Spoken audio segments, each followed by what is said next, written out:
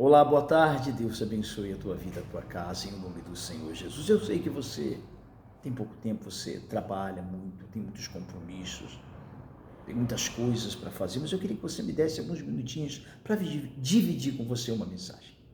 No livro de Ageu, no capítulo 1, a Bíblia diz que o profeta Ageu, ele foi até o governador, diz assim, no segundo ano do rei Dário, rei da Pérsia, no primeiro dia do sexto mês, o Senhor Deus mandou uma mensagem por meio do profeta Ageu. Essa mensagem era para o governador de Judá, Zorobabel, filho de Salatiel, e para o grande sacerdote Josué, filho de Josadac.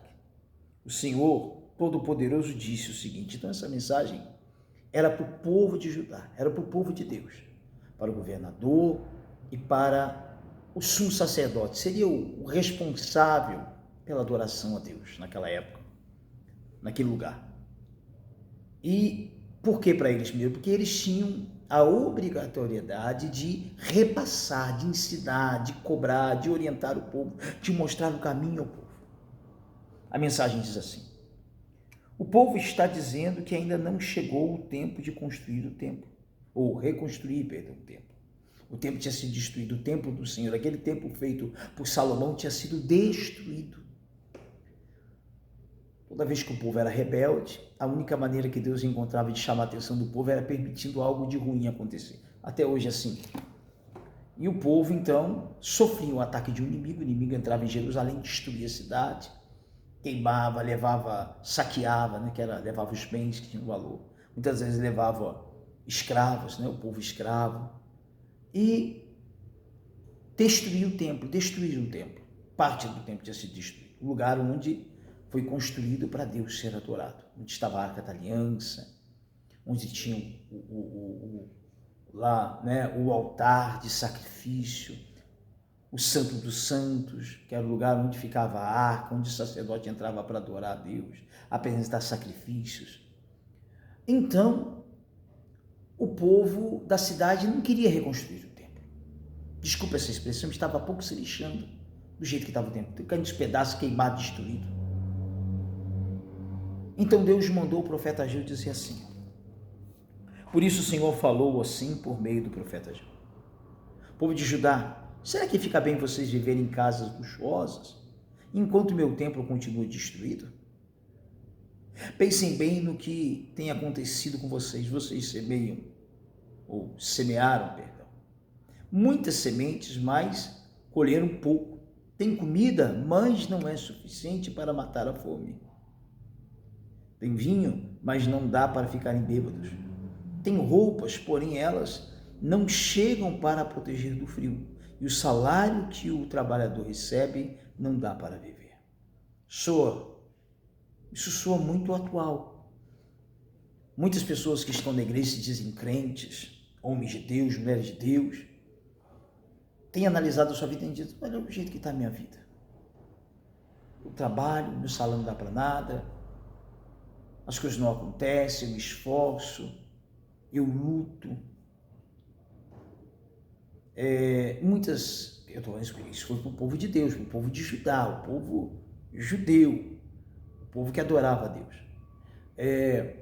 Muitos dizem, eu vou na igreja, eu vou domingo, participo da Santa Ceia, eu sou crente há tantos anos, porque isso aqui não é só relacionado a dízimo e oferta, tá? Claro que eu poderia agora estar pregando somente sobre dízimo e oferta. Não, aqui é a questão de colocar Deus em segundo plano, em terceiro plano, em quarto plano. Viu o que Deus falou? Olha, vocês não estão preocupados com as minhas coisas, vocês estão preocupados somente com vocês. Vocês estão preocupados somente com o bem-estar de vocês, com a vida de vocês, com desfrutar da vida, curtir, beber, comer, vestir bem, ter um bom carro, uma boa casa, mas ter deixado eu para lá, se divertir, aproveitar a vida. Não é errado você aproveitar a vida, não é errado você curtir a sua vida, mas tem que colocar Deus em primeiro lugar. E o povo aqui não estava colocando Deus em primeiro lugar, estava colocando os seus próprios desejos, suas próprias vontades em primeiro lugar. O templo destruído, o templo naquela época era o lugar onde se adorava a Deus, destruído. E Deus falou, viu, você se preocupa somente com vocês, mas aí, vocês trabalham, o salário de vocês não está para nada. Vocês plantam, mas não colhem o que vocês esperavam. O que vocês têm não é suficiente para vocês. E sabe por que estava acontecendo isso? Porque o povo tinha colocado Deus em segundo lugar. Toda vez que eu e você colocamos Deus em segundo lugar, as coisas vão começar a dar errado na minha vida. Talvez você está me vendo agora, você está se perguntando, pastor, eu não entendo. Eu vou à igreja, eu sou crente, eu vou ao domingo, eu participo da Santa Ceia, eu dou oferta, eu dou um dízimo, porque como eu falei, não é isso aqui relacionado, podia somente falar sobre dízimo e oferta, não, que também isso é, porque tem gente que, ainda mais nessa época agora, não é indireta para ninguém, pouco tem gente, o pastor está falando isso para mim, você viu a carapuça, você viu a carapuça para você, nessa época esqueceu de Deus, sempre tem as minhas contas, meus compromissos, eu tenho que pensar primeiro em honrar os meus compromissos, depois se der, não é assim, primeiro é as coisas de Deus. E talvez tudo está dando errado na sua vida nesse momento por isso. Financeiramente está tudo amarrado, nada dá certo, as portas estão trancadas, você trabalha, não vai, a coisa não acontece, cada vez pior, você não vê saída, porque você colocou Deus em primeiro lugar, você não honra Deus. Porque muitos crentes não querem honrar a Deus. Ele quer devolver o dízimo, eu chamo de fidelidade, quando dá, quando sobra. Ele quer dar uma oferta quando dá, quando tem condição, quando sobra. Porque sempre as suas coisas em primeiro lugar. Não é assim. Por isso está dando tudo errado, por isso está tudo amarrado. Não, pastor, está tudo dando certo, está sobrando, eu não estou fazendo, mas daqui a pouco a coisa vem. E quando vim, aí bate o desespero. Aí vai no pastor, olha que a minha vida financeira está tudo amarrado, olha, porque o problema é o governo, porque o problema, na época do Bolsonaro, agora na época do Lula, e pode vir o melhor presidente que for, não vai adiantar. Pode ser trocado de cargo da empresa, ganhar um salário melhor, arrumar um trabalho melhor, não importa, porque a pessoa não é fiel, e Deus não vai honrar, porque é bíblico, a não ser que você não acredita na Bíblia. Me perdoe, tem gente que faz da Bíblia, como eu já falei, um buffet. Você já foi comer um buffet? Você vai pegar o que você gosta, não é isso? O que você gosta, você não vai comer o que você não gosta. Tá ali, você está passando ali, tem, sei lá, arroz à grega, carreteiro, arroz com frango, arroz branco. Eu não gosto de arroz de carreteiro, então eu vou pegar o outro arroz. Você escolhe, você. Nem que da Bíblia ela escolhe o que ela quer. E sempre tem uma desculpa. Estou apertado esse mês. Não, isso nem deu para ir na igreja. Não, Deus sabe, Deus me conhece, eu sou fraco. Eu não aguento ficar sem mulher, não aguento ficar sem homem. Não, eu não consigo. É colocar Deus em segundo, terceiro, quarto plano. Esses dias eu sou um dedicado, sempre muito intenso no que eu faço. Inclusive fisicamente agora tenho até enfrentado algumas consequências por ser muito intenso, tudo que eu fiz. Fisicamente, tudo que eu fiz sempre. É natural da idade também, que vai chegando, né? A idade vai chegando, nós vamos tendo alguns probleminhas de saúde. E aí eu vinha pensando comigo, será que eu tenho sido intenso e dedicado a Deus, como eu sou, por exemplo, ao trabalho? Eu não tenho vergonha de falar eu mesmo, olhando para mim, será que eu tenho sido intenso e colocado Deus em primeiro lugar em tudo que eu faço, com a mesma intensidade, da forma que eu coloco o meu trabalho, dedicado, esforçado? Aí o Espírito Santo falou para mim, eu tenho que estar em primeiro lugar, não estou dizendo que eu estou fazendo isso, porém, como eu falei, tem gente que ela é assim, ela coloca Deus em terceiro plano, em segundo plano, em quarto plano, em quinto plano. Deus tem que estar em primeiro plano. Deus tem que estar em primeiro plano na nossa vida, ele tem que ser primeiro acima de tudo. Tenho que ser dedicado ao meu trabalho, sim, à minha família, sim, mas a Deus em primeiro lugar. Continua a palavra dizendo assim, por isso o Senhor Deus Todo-Poderoso diz, pensem bem no que tem acontecido com vocês. Agora vão até as montanhas, tragam madeira e construam de novo o templo. Eu ficarei muito contente com esse templo, e ali serei adorado e honrado a Deus. Ele fala das consequências, estão pensando somente em vocês, por isso vocês trabalham, não dá certo. Por isso que vocês ganhem, mais que vocês ganhem, nunca sobra, nunca dá certo. Vocês não conseguem pagar suas contas, vocês nunca estão satisfeitos, nada acontece. Ele está falando de financeiro, que você percebeu? Quem trabalha, que nunca tem o que comer, que semeia e não colhe, que nunca tem. E ele diz, olha, voltem atrás, tomem nova atitude, ajam diferente. Vão lá, subam na montanha, no monte, peguem madeira, voltem, reconstruam um templo, que isso vai me deixar alegre. Você já viu alguém alegre com você? Deixa eu pegar minha canequinha de café aqui. Você já viu alegre com você, alguém com você? Você já, de repente, chegou no seu pai, da sua mãe, na sua esposa, do seu marido, estava alegre, feliz, você pediu alguma coisa, geralmente aquela pessoa fala assim, não, está aqui, eu te dou. Eu te dou. Eu dou para você. Agora, vai falar com alguém triste, alguém decepcionado, chateado, alguém triste com você. Vai lá você, filho, no seu pai e na sua mãe, de repente está triste com você, pede alguma coisa. A tendência é o pai e a mãe naquela hora dizer, não vou te dar, não, você não merece, não vou. Agora, quando está alegre, toma, daí eu vou dar um jeito.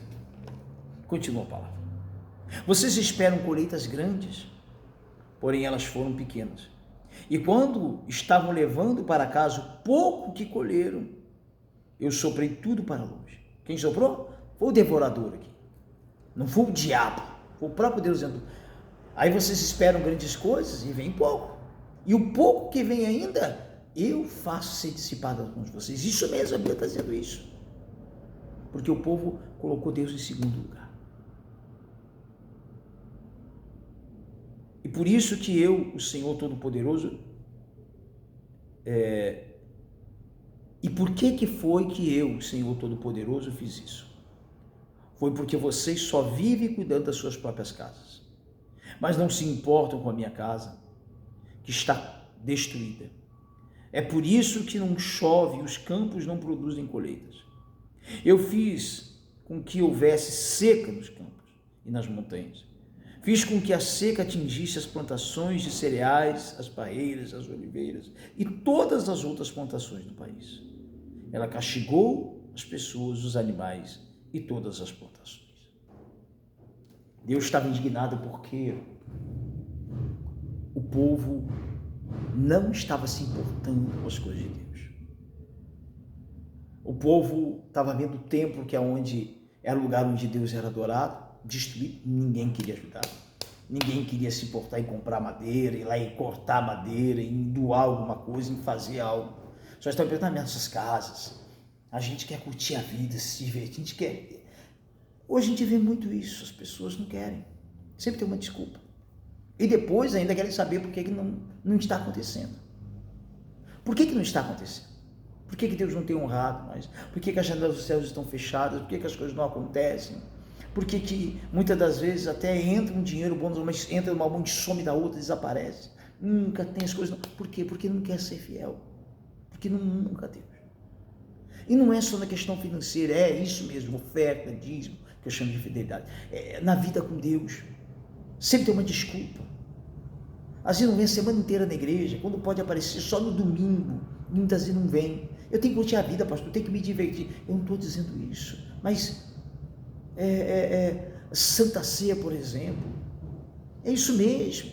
Eu sei que talvez alguém está vendo esse vídeo e vai achar que eu estou dando alguma indireta. Bom, pense como você quiser. Eu me perdoe com todo respeito, eu não dependo de você, da minha vida com Deus, eu dependo da minha vida com Deus. Eu estou tentando passar para você aquilo que Deus está falando para mim hoje e que pode também servir para mim. Me perdoe a dureza da palavra. Você tem que voltar atrás. Lembra de quando você era fiel em tudo? Você colocava Deus em primeiro lugar? Deus era primeiro na tua vida? Deus era primeiro na sua vida? Como Deus te honrava, como Deus te abençoava, como as coisas davam certo, como a tua vida era de milagre. Hoje talvez eu não vejo mais milagre, eu vou trocar de igreja. Eu vou trocar de igreja, que o problema é a igreja. Mas trocou já de igreja, não adiantou. Nem eu vou parar de ver esse pregador, eu vou começar a assistir outro. Mas se não tomar atitude, não vai adiantar. Do que Deus falou para o povo? Deus falou que o povo tinha que voltar atrás. O povo tinha que agir diferente. O povo tinha que reconstruir. É tempo de reconstruir a tua vida com Deus. É tempo de reconstruir a tua intimidade com Deus. O triste é que tem pessoas que a gente está falando e ela não quer. Ela não aceita. Ela não vai concordar. Ela vai dar uma desculpa. Ela vai dizer que não tem como, que é impossível. Que ela está num relacionamento, agora não pode terminar esse relacionamento. Que ela agora está sem dinheiro. Que agora está apertada, que agora ela não pode fazer isso porque os amigos dela, o trabalho, sempre tem uma coisa. O povo está vivendo uma vida miséria, o povo trabalhava, tinha lutado, plantavam e colhiam um pouco. E o pouco que colhiam ainda desaparecia, sumia, se acabava, se perdia. Tem gente que a vida dela é marcada por isso, por escassez, miséria, derrota, infelicidade, dentro da igreja, porque essa palavra que aqui a Ageu estava falando não era para os romanos, para os persas, para os gregos, para os filisteus, para os amorreus, para os jebuseus, era para o povo de Judá, o povo de Deus. Deus está falando para você, é tempo de mudar, é tempo de reconstruir. É tempo de mudar, de reconstruir, é tomar atitude. É tempo de você analisar, para eu tenho que, mas pastor, é o preço a ser pago para reconstruir. E Deus falou ao povo, subam lá na montanha, cortem madeira e tragam uma reconstruir. Vocês têm que fazer. Não é eu que tenho que fazer por você, eu tenho que fazer pela minha vida. E o mais que eu posso é dividir com você. Passar para você aquilo que Deus falou, para ver se de repente você que está se refletindo nessa palavra, dizendo, poxa, está acontecendo isso comigo, você tome uma atitude, já a partir desse domingo. A partir desse domingo. De participar da Santa Ceia, de voltar a congregar, de fazer renovar a tua aliança com Deus, recomeçar. É tempo de tomar novas atitudes, é tempo de fazer isso. Porque além da tua vida material, tem a tua vida com Deus, o risco de não somente não ser abençoado, continuar tendo essa vida amarrada como está, mas também perder o mais importante, a sua salvação. Que Deus te abençoe, que essas palavras possam ter tocado o teu coração e te dado uma direção. Que a paz do Senhor Jesus esteja contigo e que em tudo que você fizer, o Senhor te abençoe. Amém? Beijo no coração de todos, em nome do Senhor Jesus.